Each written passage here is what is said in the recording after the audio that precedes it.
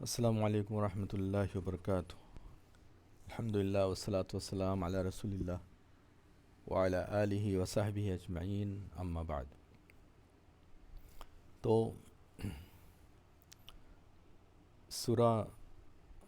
البقرہ کی آیت نمبر 214 آج ہم لوگوں کو پڑھنا ہے۔ اس کے پہلے 213 نمبر کی آیت تک ہم نے مکمل کیا، جس میں نبیوں اور رسولوں کو بھیجنے کا مقصد اور اللہ نے قرآن یعنی کتاب جو نازل فرمائی اس کا مقصد، یہ ساری چیزیں بیان کی گئی تھیں۔ اگر اس کو تفصیل سے دیکھنا ہے تو پھر سے جا کے دیکھ سکتے ہیں۔ اب اس کے بعد اللہ تبارک و تعالی آگے فرماتے ہیں کہ ام حسبتم، ام مطلب کیا، حسبتم سوچا تم نے، تم لوگوں نے مطلب کیا تم لوگوں نے سوچا ہے یا سوچ لیا ہے، ان مطلب کہ تدخلو تم لوگ داخل ہو جاؤ گے، کیا سوچ لیا ہے تم لوگوں نے کہ تم لوگ داخل ہو جاؤ گے الجنہ جنت میں، یعنی تم لوگوں نے کیا سوچا ہے کہ تم لوگ جنت میں آسانی کے ساتھ داخل ہو جاؤ گے، مطلب ایمان لے آئے، نماز کی بھی پابندی ہے، روزہ بھی رکھ رہے اور دیگر بہت ساری چیزیں ہیں اگر آپ انجام دے رہے ہیں، تو یہ سب کرنے کے بعد اگر یہ سوچ رہے ہیں کہ جنت کا راستہ آسان ہے تو ایسا نہیں ہے، بلکہ بڑی بڑی آزمائشوں کو حل کرنا اور بڑی بڑی آزمائشوں سے پار پانا اور حالات وغیرہ ہے جس میں آپ کی توحید آپ سے ہٹائی جا رہی ہے، یا اسی طریقے سے عبادت وغیرہ میں رکاوٹیں ڈالی جا رہی ہیں، اس طرح کی اگر چیزیں ہیں تو ان چیزوں کو حل کرنا وغیرہ وغیرہ بہت ساری چیزیں ہیں، تو ان تمام کے تمام چیزوں کو حل کرنا، اور آزمائش میں اگر آپ کو تکلیفیں آئیں، پریشانیاں آئیں، جان مال کا نقصان آئے تو ان چیزوں کو سہنا، یہ ساری چیزیں داخل ہیں، تب کہیں جا کر کے ایک انسان سچا پکا مومن بنتا ہے۔ یہی بات اللہ تعالیٰ فرما رہا ہے، یعنی جب مسلمانوں پہ مصیبتیں آنے لگیں تو بہت سارے مسلمان جز و فضا کرنے لگے، یعنی کچھ صحابہ اکرام نبی صلی اللہ علیہ وسلم کے پاس بھی گئے اور آپ سے شکایت بھی کی کہ فلاں فلاں تکلیف دیتے ہیں، اس طرح سے تکلیف دیتے ہیں، ایسا ایسا معاملہ ہوتا ہے۔ تو اللہ تبارک و تعالی نے ایسے موقع پر یہ آیت نازل فرمائی تھی۔ ولما، وا مطلب اور، لما مطلب حالانکہ نہیں، یأتکم آئی تم لوگوں کے پاس، حالانکہ نہیں آئی تم لوگوں کے پاس، مثال الذین ان لوگوں کی جو خلو گزر چکے ہیں، یعنی تمہارے سے پہلے جو لوگ گزر چکے ہیں ان لوگوں کی مثال تو ابھی آئی ہی نہیں ہے تم لوگوں کے پاس، یعنی پہلے کے لوگوں کے ساتھ کیسا کیسا معاملہ کیا گیا، کیسا کیسا سلوک کیا گیا، ابھی تم لوگوں کو نہیں پتہ ہے۔ نبی صلی اللہ علیہ وسلم ایک مرتبہ خانہ کعبہ کے پاس اپنی چادر کی تکیہ لگا کر کے لیٹے ہوئے تھے، کچھ لوگ پہنچے اور کہا کہ فلاں فلاں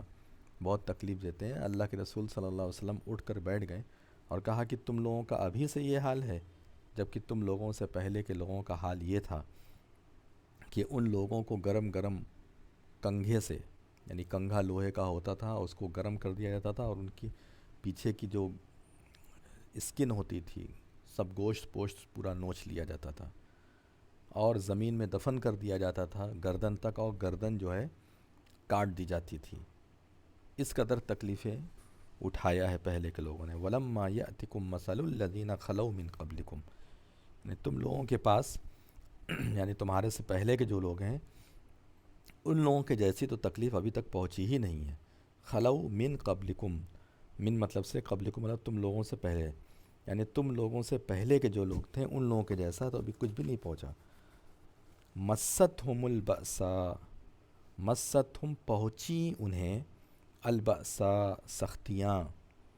ان لوگوں کو مست مطلب پہنچنا، ان لوگوں کو البأساء سختیاں، والضراء و مطلب اور، الضراء مطلب مصیبتیں اور مصیبتیں، ان لوگوں کو خوب سختیاں پہنچی ہیں، خوب مصیبتیں پہنچی ہیں۔ وزلزلوا و مطلب اور، زلزلوا مطلب ہلا دیے گئے، اور وہ لوگ ہلا دیے گئے یعنی اندر سے بالکل ہلا دیے گئے، حتیٰ یہاں تک کہ یقول الرسول کہنے لگے رسول، یعنی اس وقت کے جو رسول تھے وہ بھی کہنے لگے، والذین آمنوا معہ، اور وہ لوگ جو، وا مطلب اور، الذین مطلب جو لوگ، ملا کر کے لکھا گیا اس لیے والذین ہے، اور وہ جو لوگ آمنو ایمان لائیں معہو ان کے ساتھ، یہاں تک کہ رسول اور ان کے ساتھ جو ایمان والے ہیں وہ سب کہنے لگے، معہو مطلب اس کے ساتھ یعنی اس رسول کے ساتھ جو ایمان والے ہوتے تھے تو وہ سب کے سب پڑھتے تھے متا نصر اللہ، متا مطلب کب، یعنی کب مطلب کب آئے گی، نصر اللہ، نصر مطلب ہوتا ہے مدد، اللہ مطلب اللہ، یہ مضاف مضاف الیہ ہے اس لیے کی کا معنی پیدا ہو رہا ہے، نصر اللہ اللہ کی مدد، یعنی کہہ اٹھتے تھے کہ اللہ کی مدد کب آئے گی، اللہ خبردار رہو۔ یہ اللہ جو ہے آ مطلب کیا، لا مطلب نہیں ایسے بھی ہوتا ہے، لیکن یہاں یہ مطلب نہیں ہے، آ مطلب کیا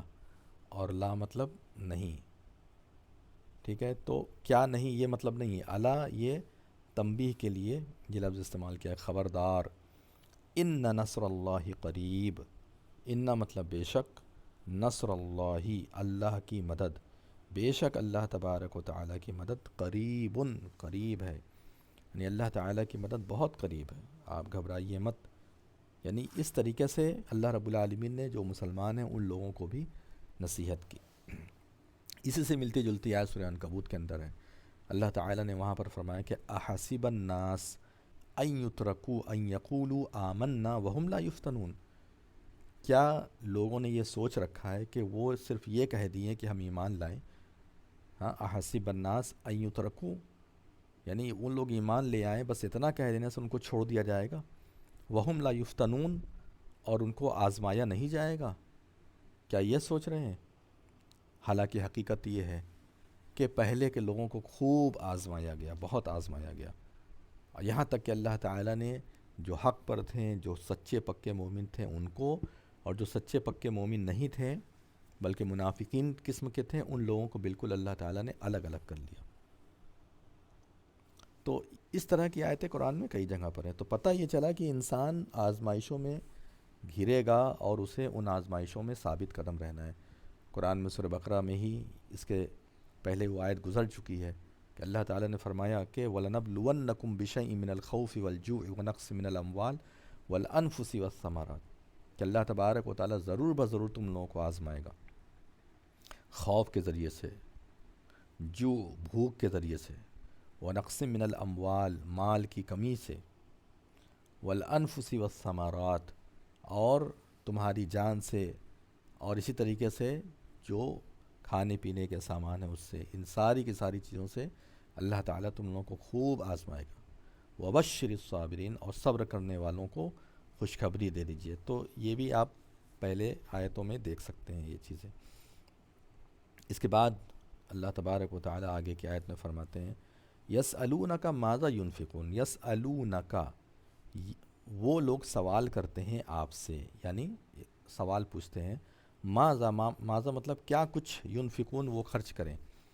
یعنی وہ کیا خرچ کریں، یعنی اللہ تبارک و تعالیٰ نے حکم دیا نا جگہ جگہ کہ اللہ کی راہ میں خرچ کیجئے، اللہ کی راہ میں خرچ کیجئے، تو ینفقون، تو اب ان لوگوں کو یعنی خرچ کرتے تھے پھر بھی خرچ کرنے کا حکم آتا تھا تو ایک شبہ ہوتا تھا کس طریقے سے خرچ کرے، کہاں خرچ کرے، تو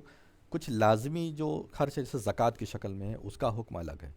اور کچھ نفلی صدقات و خیرات ہوتے ہیں، تو اللہ تعالیٰ یہاں بیان فرما رہا ہے کہ جنرلی طور پہ، عام طور پہ جہاں جہاں خرچ کرنے کی چیزیں ہیں وہ یہ ہیں، سن لو، کل کہہ دیجئے، ماں مطلب جو، انفقتم خرچ کرو تم، یعنی تم لوگ جو کچھ بھی خرچ کرتے ہو یا کرو،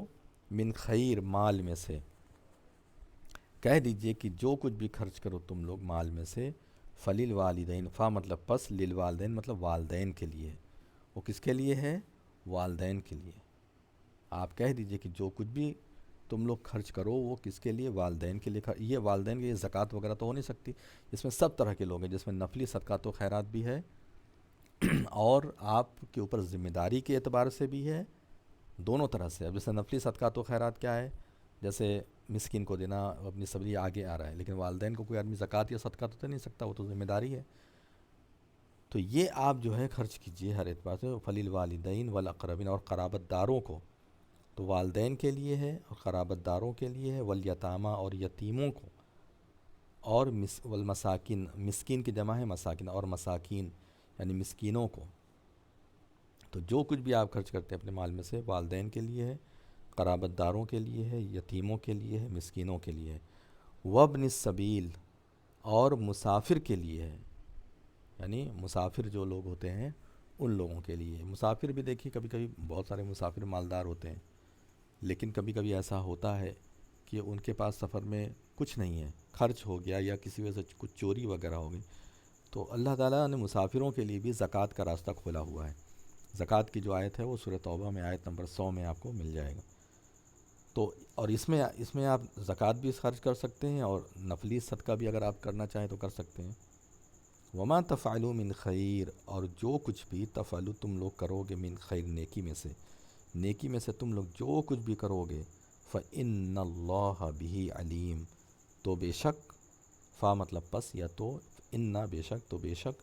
اللہ مطلب اللہ بھی اسے خوب، علیم مطلب جاننے والا ہے، تو بے شک اللہ تبارک و تعالیٰ اسے خوب جاننے والا ہے۔ تو یہ چیزیں ہیں اللہ تبارک و تعالیٰ نے خرچ کرنے کے لیے ایک وسیع جو ہے یہاں پر ذکر کر دیا، کئی مادے کا یہاں پر ذکر ہو گیا تاکہ